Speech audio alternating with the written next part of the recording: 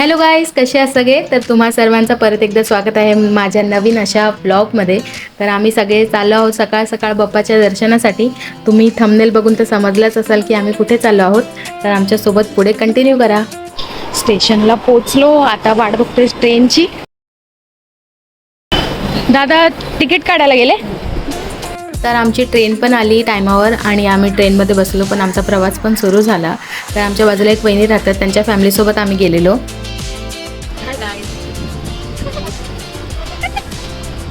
तर असंच ब्लॉग काढता काढता मस्ती पण करत होतो आम्ही आणि खूप छान वाटत होतं, कारण पावसाळा आहे आणि खूप छान छान हिरवगार दिसत होतं बाहेर. आणि बघता बघता आमची ट्रेन पण थांबलेली मध्ये, कारण एक ट्रेन पास होणार होती म्हणून. मग आम्ही बघत होतो की काय झालं, किती वेळ लागेल. म्हणजे 5 मिनटं जरी थांबली असेल, 5-10 मिनटं, मग त्यानंतर परत ती चालू झाली.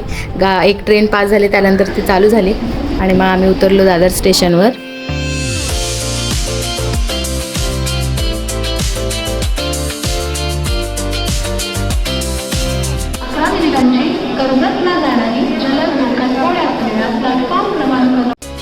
आता आम्ही टॅक्सी वगैरे बघायला चालू आहोत. दादर स्टेशनच्या बाहेर येऊन मार्केट आहे हा दादर स्टेशनचा. स्टेशनच्या बाहेरूनच बस पण अवेलेबल आहेत आणि व्हॅनसुद्धा, टॅक्सीज वगैरे सगळे अवेलेबल आहे. थांबा जरा.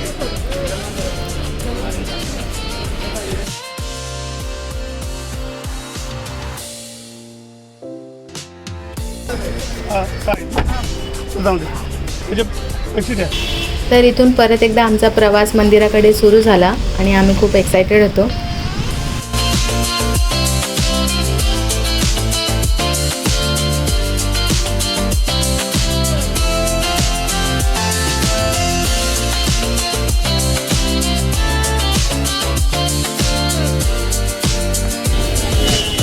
तर आम्ही पोचलो थोड्या वेळातच आणि मला वाटलेलं की ते जास्त चार्ज करतील, म्हणजे व्हॅन वगैरेचे पर पर्सन 50 किंवा 60 रुपीज असतील, पण त्यांनी फक्त 15 रुपये घेतले आणि आम्हाला मंदिराकडे पोचवलं.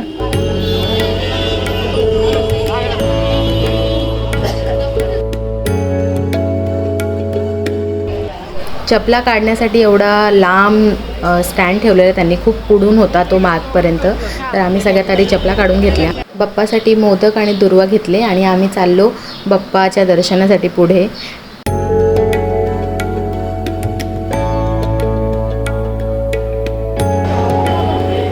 गर्दी पण खूप होती आणि आम्ही फटाफट चेकिंग करून आत आलो, कारण लाईन लावायची होती लवकर, कारण खूप रश होती, खूप म्हणजे खूप रश होती.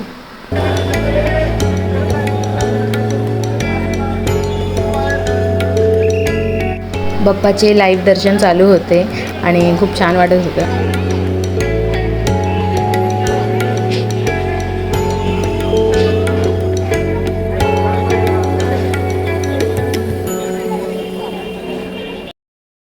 आम्ही 10:30ला पोचलेलो आणि तिथूनच बघितली सकाळ सकाळी एवढी गर्दी होती. खूप जण आलेले बाप्पाच्या दर्शनासाठी.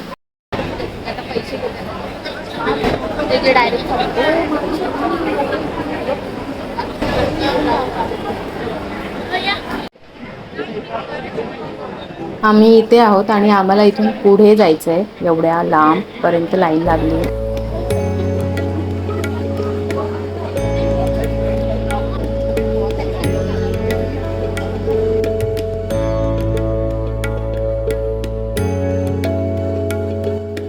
इथून लाईन खूप हळूहळू पुढे जात होती, कारण बाप्पाची आरतीचा टाईम झालेला आणि आम्ही म्हणजे थांबलेलो तिथेच.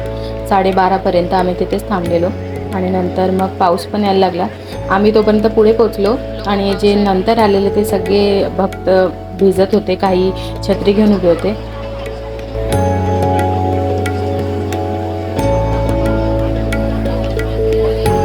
आम्ही मागून पुढे आलेलो आणि आमच्या नंतर परत तिथे एवढ्या लाईन लागलेल्या तुम्ही बघू शकता.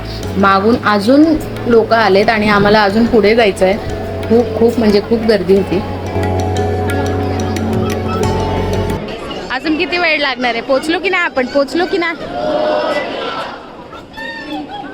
मोरया जय.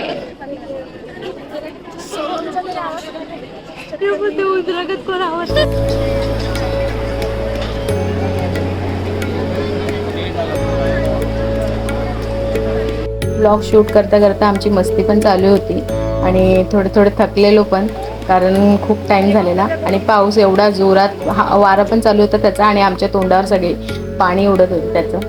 आणि आम्ही इथे होतो, इथून स्टार्ट केलेली लाईन पूर्ण फिरून आम्ही इथे आलो आणि खूप म्हणजे लांबचा प्रवास झाला आमचा. आणि इथे छोटीशी बाप्पाची मूर्ती होती सुंदर. हे लोक बघा थकले बघा, वाट बघता बघता बघता 4 ते 5 तास झालेले आणि बिचारे सगळे थकलेले, भूक पण लागलेली. आणि आता ती वेळ आलेली की आम्ही समोर बाप्पाला बघणार होतो आणि खूप छान वाटत होतं. खुश झालेलो सगळे की एवढी मेहनत झाली सफल. 4-5 तास कंटिन्यू लाईनीत उभे होतो कधीपासून आणि मग दर्शनही आमचं खूप छान झाला. पण मी काही शूट नाही केला कारण अलाउड नाही तिथे आणि गार्ड्स पण खूप होते, सिक्युरिटी खूप टाईट होती.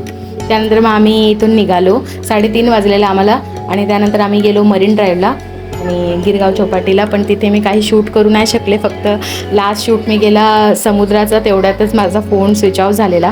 तर असा काही व्हिडिओ मी माझा इथे एंड करते. जर तुम्हाला व्हिडिओ आवडला असेल तर नक्की लाईक करा, सबस्क्राईब करा माझ्या चॅनलला. जे कोणी नवीन असाल माझ्या चॅनलला तर त्यांनी सबस्क्राईब करा.